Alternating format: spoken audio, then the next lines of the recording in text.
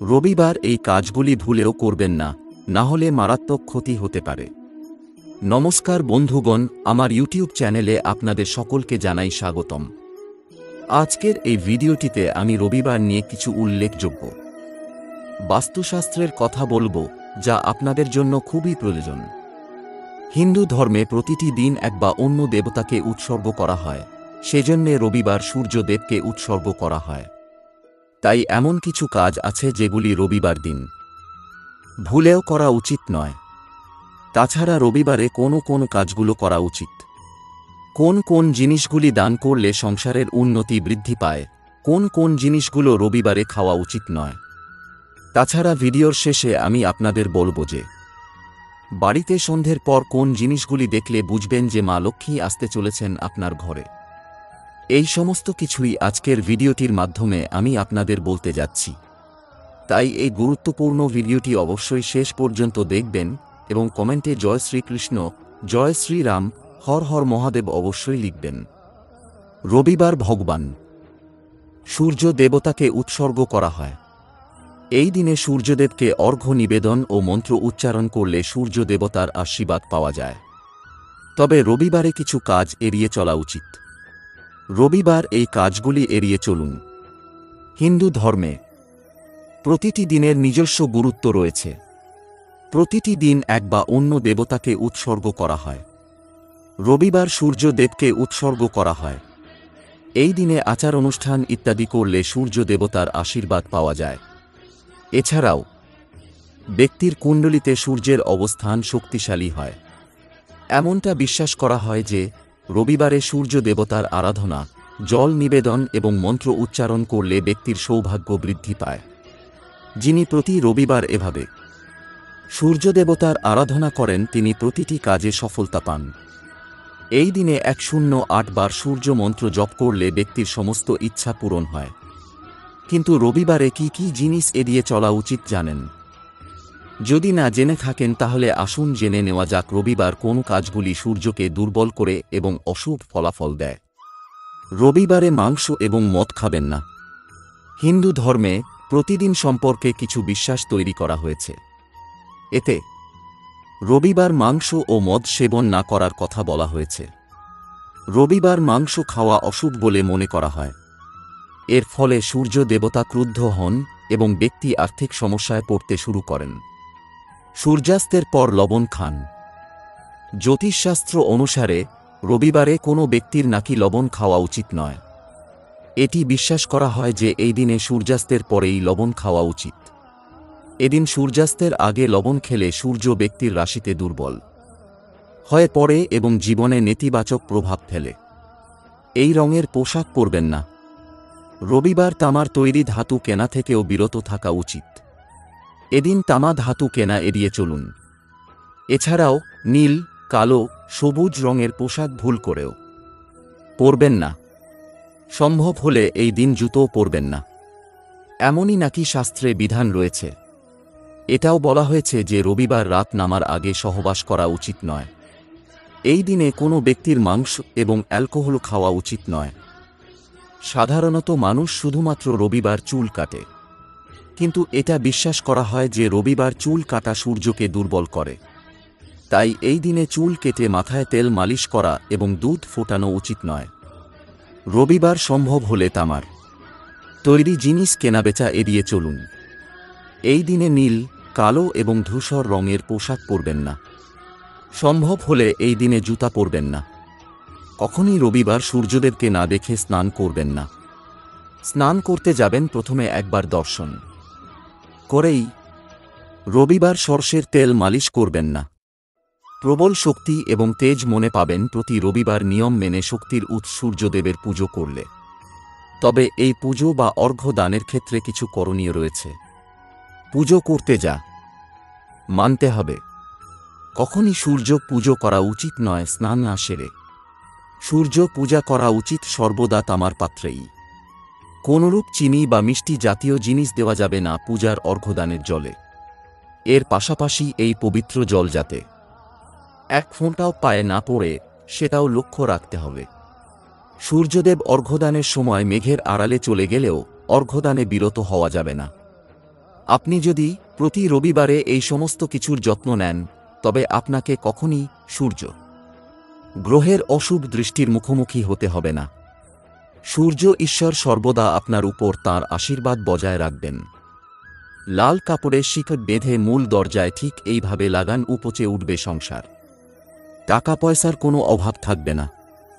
বাস্তু বিশেষজ্ঞেরা জানাচ্ছেন, সংসারে সুখ সমৃদ্ধির পাশাপাশি মা লক্ষ্মীর আশীর্বাদ পেতে চাইলে একটি বিশেষ বাস্তু নিয়ম পালন করে দেখতে পারেন। এক্ষেত্রে ব্যবহার করতে হবে একটি বিশেষ গাছের শিকড়। বাস্তুশাস্ত্রে বিভিন্ন গাছের উপকারিতা অত্যন্ত গুরুত্ব সহকারে বিশ্লেষণ করা হয়েছে। বট, অশ্বত্থ, অপরাজিতা, তুলসী, এই প্রতিটি গাছেরই আমাদের জীবনে উল্লেখযোগ্য, আমাদের নিজেদের তথা সংসারের সুখ শান্তি। অনেক ক্ষেত্রেই এই সমস্ত গাছ এবং তাদের বিভিন্ন অঙ্গজ উপাদানের বিশেষ প্রতিকারে শুভ ফলাফল পাওয়া যায়। ঠিক তেমনি আমাদের বাড়ির মূল দরজাটিও আমাদের সংসারের সুখশান্তির জন্য অত্যন্ত প্রয়োজনীয়। প্রত্যেকেই চায় যে তার জীবন থেকে দারিদ্র্য দূর হোক এবং মা লক্ষ্মীর আশীর্বাদ তার উপর থাকুক। বাস্তু বিশেষজ্ঞেরা জানাচ্ছেন, সংসারে সুখ সমৃদ্ধির পাশাপাশি মা লক্ষ্মীর আশীর্বাদ পেতে চাইলে একটি বিশেষ বাস্তু নিয়ম পালন করে দেখতে পারেন। এক্ষেত্রে ব্যবহার করতে হবে একটি বিশেষ গাছের শিকড়। বাস্তুশাস্ত্রে তুলসী গাছকে অত্যন্ত পবিত্র বলে মনে করা হয়। তুলসী গাছের পাতা ছাড়া বহু পূজাই অসম্পূর্ণ। সাধারণ বিশ্বাস, সংসারে তুলসী গাছ রেখে নিয়ম নীতি মেনে তার নিয়মিত পুজো করলে সংসার থেকে সমস্ত নেতিবাচক শক্তি দূর হয়।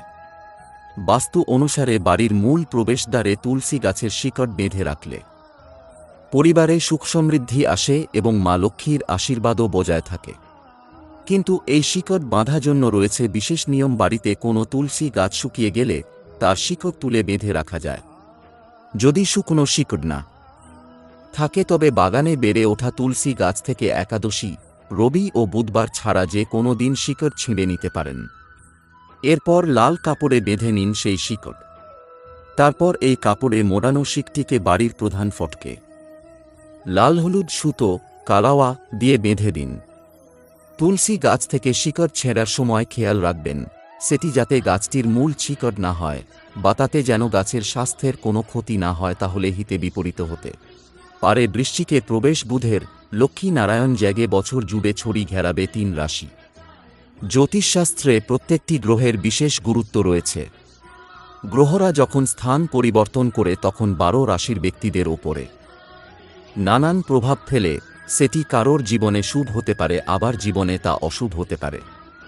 ডিসেম্বর মাসের 2-8 তারিখ বুধ বৃশ্চিক রাশিতে প্রবেশ করেছে, যেখানে আগে থেকেই উপস্থিত ছিল বুধ ও শুক্রের মিলনে কিছু তৈরি হয়েছে লক্ষ্মী নারায়ণ যোগ। যোগটি অত্যন্ত শুভ। 2024 সালে কিছু রাশির জাতক জাতিকাদের আর্থিক দিকে লাভ হবে। ভাগ্যের পূর্ণ সমর্থন তারা পাবেন। জানুন সেই তালিকায় কোন রাশির ব্যক্তিরা রয়েছেন। শুক্র হল ঐশ্বর্য, সম্পদ, ব্যবসার কারক। কাদের ওপর যোগের শুভ প্রভাব পড়বে দেখুন। মিথুন রাশি। লক্ষ্মী নারায়ণ যোগের শুভ প্রভাব পড়বে মিথুন রাশির জাতক জাতিকাদের। এই সময় আর্থিক দিকে আপনাদের খুব লাভ হবে।